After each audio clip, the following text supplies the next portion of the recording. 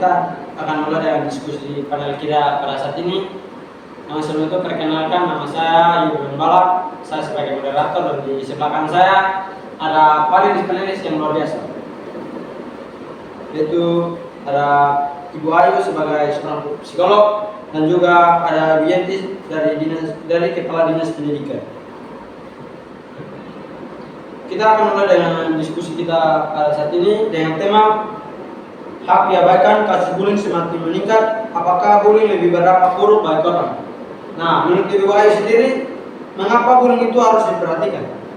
Ya, sebelum masuk, terima kasih. Sebelum masuk dalam apa sih yang menjadi hal yang harus diperhatikan dari bullying sendiri. Jadi bullying ini adalah tindakan yang sebenarnya berasal dari diri seseorang karena ada dorongan, ada dukungan yang berasal mendorong seseorang untuk melakukan tindakan kekerasan terhadap orang lain karena merasa kalau orang lain itu lemah dan dirinya itu lebih hebat. Nah, dari kasus bullying ini harus kita perhatikan karena semakin hari semakin kemajuan teknologi ini kita melihat dengan adanya media sosial, dengan adanya kemajuan teknologi, semakin marak orang-orang melakukan tindakan bullying, khususnya melalui media sosial. Mereka mengumbar aib orang, mengejek orang lain melalui media sosial seperti ada Twitter, ada WhatsApp, dan juga Instagram.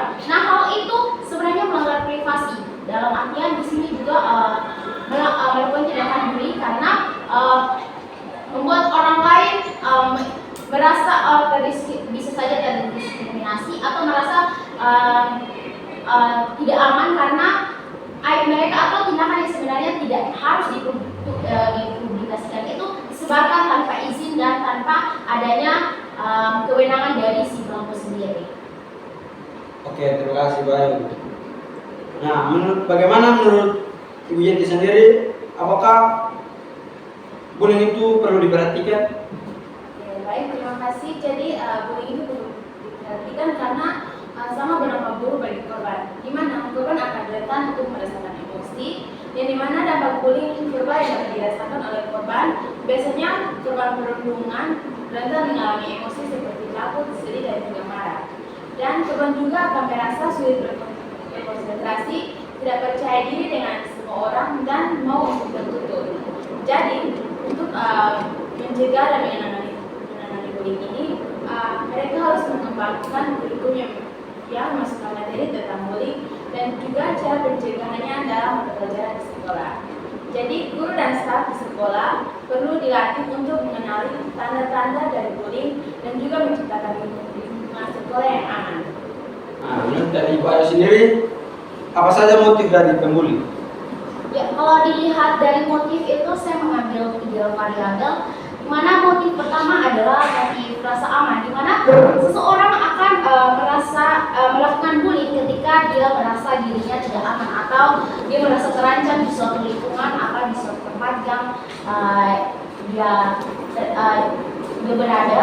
Di mana motif ini adalah motif dasar atau motif primer yang seringkali terjadi, yang meliputi kebutuhan akan rasa aman agar terhindar dari bahaya. Jadi ketika ada dia melihat kalau si A memiliki kelebihan lain yang dia tidak punya, maka dia akan melakukan tindakan bullying sebagai bentuk untuk memberitahukan atau mengekspresikan kalau sebenarnya dia itu yang paling baik, yang paling lebih kuat, lebih harus dihargai atau lebih diperhatikan daripada orang-orang yang ada di sekitarnya.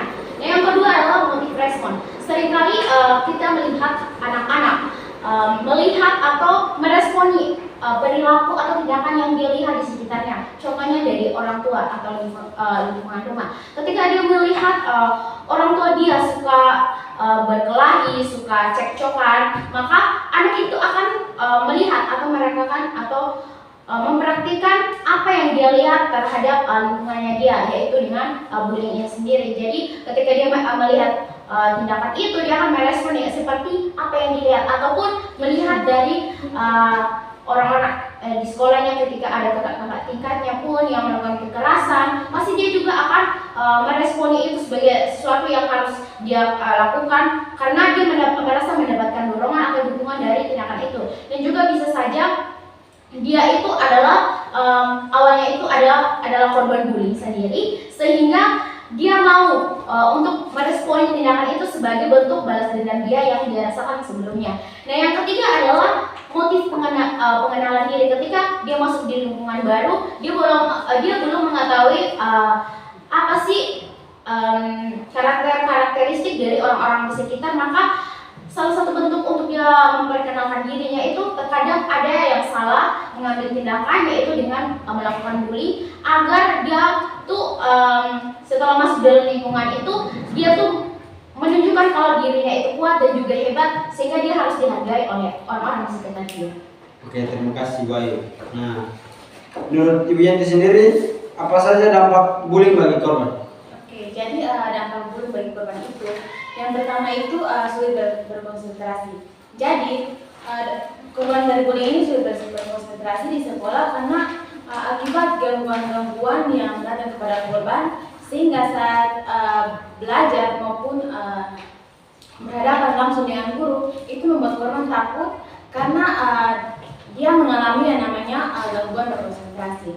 Dan yang kedua, tidak percaya diri, di mana korban tidak percaya diri dengan dirinya karena ketika dia mengalami gangguan dari pelaku korban, di mana membuat dirinya mentalnya itu jatuh dan dia takut untuk beradaptasi dengan orang lain. Oke, menurut Ibu sendiri, apakah bullying itu lebih berdampak bagi korban atau bagaimana? Ya, kita ketahui bersama kalau tindakan bullying ini seringkali kita melihat kalau lebih berdampaknya kepada korban sendiri karena dia dari kondisi psikisnya, karena ketika dia mendapat tindakan bullying maka akan terganggu pada mentalnya, bahkan fisiknya pun pasti ada yang terluka bahkan sampai parahnya. Namun kita pun jangan cuma berfokus pada dampaknya kepada korban sendiri, tetapi mari kita melihat dari si pelaku. Nah, kita tidak mengetahui setiap motif dari tindakan orang-orang itu sendiri. Seperti saya sudah katakan, kalau terkadang orang melakukan bullying itu karena dia meresponi apa yang sudah dia dapat. Contohnya, dia itu sudah awal sebelum dia melakukan tindakan ini, dia sudah mendapat namanya tindakan bullying itu sendiri, sehingga dia ingin membalaskan dendamnya. Ya, ketika dia melakukan tindakan bullying, dia sudah melakukan kekerasan terhadap korbannya.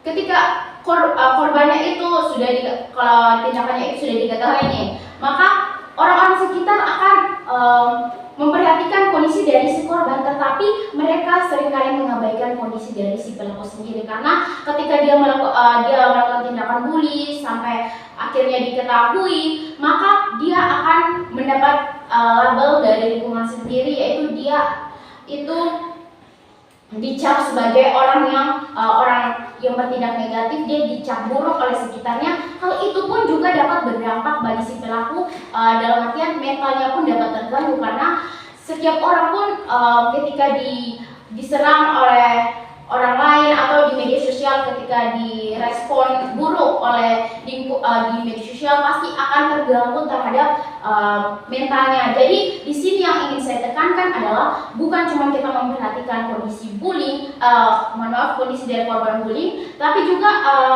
kondisi dari pelaku si bullying, sehingga hal ini sebagai orang-orang yang berpengetahuan, lebih berpengalaman, bahkan ada ibu dari kepala dinas sendiri, kita pun harus memikirkan bagaimana solusi yang tepat agar bukan cuma menguntungkan satu pihak, tetapi kedua pihak.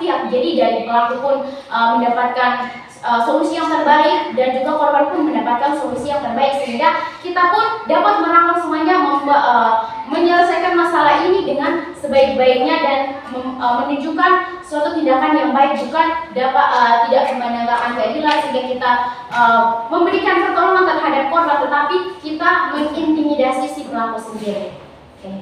Terima kasih. Menurut Ibu Yanti sendiri, apa solusi yang tepat untuk mencegah pembulian? Jadi solusi yang dapat kita ambil adalah dengan adanya pendidikan karakter, maka murid-murid juga bisa mempelajari bagaimana agar mereka tidak melakukan yang namanya perbulian. Jadi pendidikan karakter ini sangat penting di lingkungan pendidikan agar murid-murid juga tidak merasakan gangguan mental. Oke, jadi kesimpulan yang dapat kita ambil dari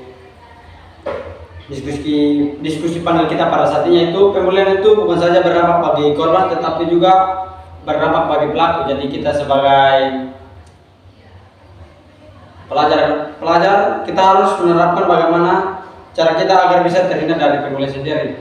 Dan juga kita harus pintar untuk mengatur diri kita agar tidak ikut campur dalam pembulian. Kepada panelis yang luar biasa, yaitu Ibu Ayu seorang psikolog dan juga Ibu Inti sebagai seorang kepala dinas pendidikan.